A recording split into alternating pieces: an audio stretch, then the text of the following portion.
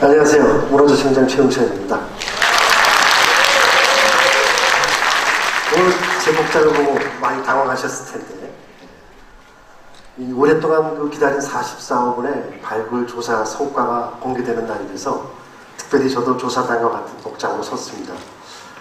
꽤 기억이 오래전이지만 이렇게 조사단 복장을 하고 이 자리에 서니까 아주 감회가 또 새로운 것 같습니다. 1350일이라는 긴 시간 동안 쉼없이 달려온 쪽샘 44억 원 발굴조사는 마침 그 반환점에 도달한 것 같습니다.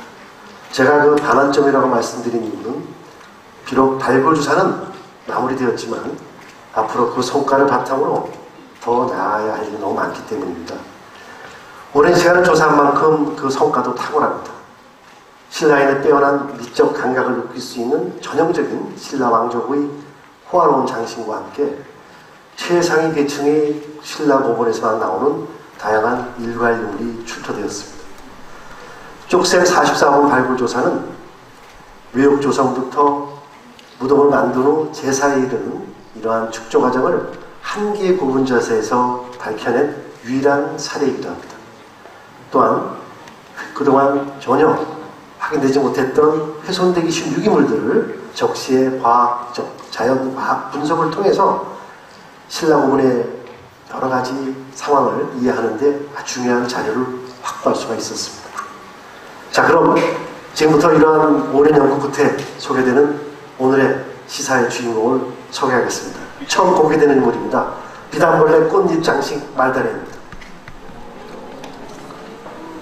물론 이제 여기에 나 보이는 작품은 보건품이 되겠고, 2020년 조사에서 주인공의 오른쪽 머리맡 북동쪽 석단에서 사진에 보이는 바와 같이 금속 장신과 다양한 유기물이 어지럽게 널린 채 발굴이 되었는데요. 국립경주문화재연구소는 이 작은 조각으로 나온 유기물들, 금속 장신구를 학제간 복합 연구를 통해서 바로 비단벌레 날개를 장식한 죽제 말다리임을 최초로 확인할 수가 있었습니다. 이러한 그 비단벌레 날개 장식을 이용한 유물들은 신라 고문의 황남대총이라든가 금관총, 그리고 여러 고문에서 바로 최상위 등급의 무덤에서만 확인되고 있습니다. 국립경주문화재가 연구소가 재현한 바로 이 비단벌레 말다리는 비단벌레 초록빛 날개, 그리고 황금빛이 만나 매우 화려하면서도 영롱한 빛을 이렇게 발산하고 있습니다. 아마 조성 당시의 모습을 그대로 재현한 것이라 생각하시면 되겠습니다. 지금까지 말다리는 천마총, 금령총, 금관총에서만 나왔지만 잘 아시다시피 이들 모두는 천마도가 중심이 되어 있죠. 그러나 44억 원의 말다리는 최초로 확인된 형식입니다. 뒤에 사진에 보시다시피 이렇게 비단벌레 장식을 안에 대서 비단벌레의 그 아름다운 그 모습이 밖으로 돌출되게 해서 4개의 꽃잎이 모여지게 하고 가운데 다시 드리게 장식을 붙인 너무나도 화려한 그런 모습의 말다리죠. 특별히 올해는 바로 시사회 그 영상에서 나왔지만 천마다가 발굴된 지 꼭 50주년이 되는 해입니다. 그래서 문화재청은 지난번 1973 천마를 깨우다라는 기념사업을 현재 오늘 진행하고 있고요. 천마총 발굴이 50주년이 되는 해인 만큼 2023년 올해 바로 이 새로운 형식의 말다리를 확인할 수 있었다는 것이 정말 뜻깊은 일이 아닐 수가 없습니다.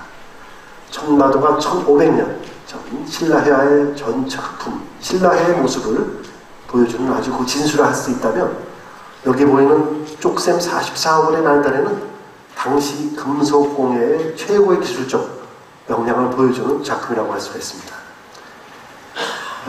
다음 이 44호의 주인공에 대해서 간략히 말씀드렸듯이 이 피장자, 즉 이걸 장착한 주인공은 신라 왕족의 여성으로 추정이 됩니다.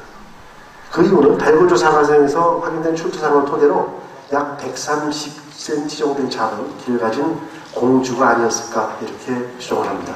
실제 수습된 유물은 상태가 굉장히 열악해서 여러가지 아직도 연구가 이루어지고 있습니다만 그 재현품을 통해서 저희가 실물이 아닌 재현품을 통해서 이렇게 공개를 했습니다. 먼저 금동관을 보시면 일단 금관은 아닙니다. 금에다 금거, 그러니까 데이트 브론즈, 동에다가 이제 금을 도금한 금동관인데요.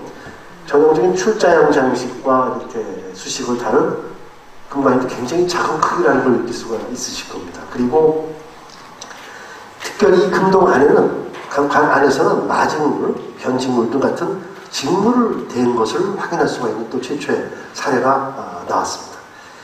또 홍색, 자색, 황색의 세 가지 색상을 이용한 삼색 경금을 이용해서 안에를 붙였다는 걸 확인할 수가 있고요. 특히 이제 가슴걸이를 보시게 되면 가슴걸이는 남색의 유리구슬, 그리고 날개가 달린 금구슬, 은구슬이 이렇게 번갈아 가면서 장식이 되어 있죠. 이런 형태는 황남대총, 천마총, 금룡총 등에서도 볼 수가 있습니다만 특히 네 줄로 구성되어 있는 이러한 모습은 금룡총과도 유사한 점을 확인할 수가 있습니다. 그렇지만 44호분의 가슴걸이가 금은 유리 이러한 수량이 훨씬 많아서 전체의 그 길이가 더 길고 화려하게 보이게 됩니다. 또한 은제가들은 많이 그 손상을 입어서 저희가 지금 복원을 한 모습을 통해서 확인할 수가 있습니다만 교구는 D자형 띠고리이고 T자형의 고리 바늘로 이렇게 구성이 되어 있습니다. 그런 다음에 과판은 방형의 판에 이렇게 심여평의 두절을 이용해서 장식을 하고 있고 이런 모습은 뭐 전형적인 신라 과대에서 볼 수 있는 모습이고요. 옆에는 대형이 하나가 내려오고 작은 소형이 6씩 정도가 달려 있습니다. 그런데 소형 옆에는 이처럼 고곡 장식이라든가 또 장도지, 그 다음에 용문양 투정과 같은 당시의 모든 그 여러 가지 기법을 동원한 금속 공예 기술을 동원한 이러한 옆에를 장식하고 있다는 걸 볼 수가 있습니다.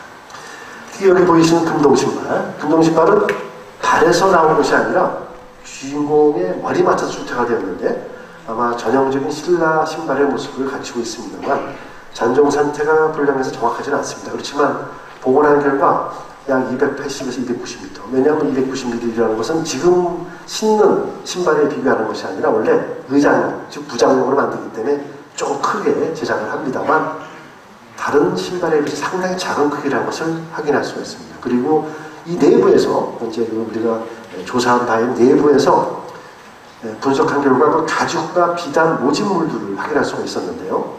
이처럼 심리에서 피혁과 모직물이 확인된 것도 역시 44호분이 유일한 것으로 알려져 있습니다.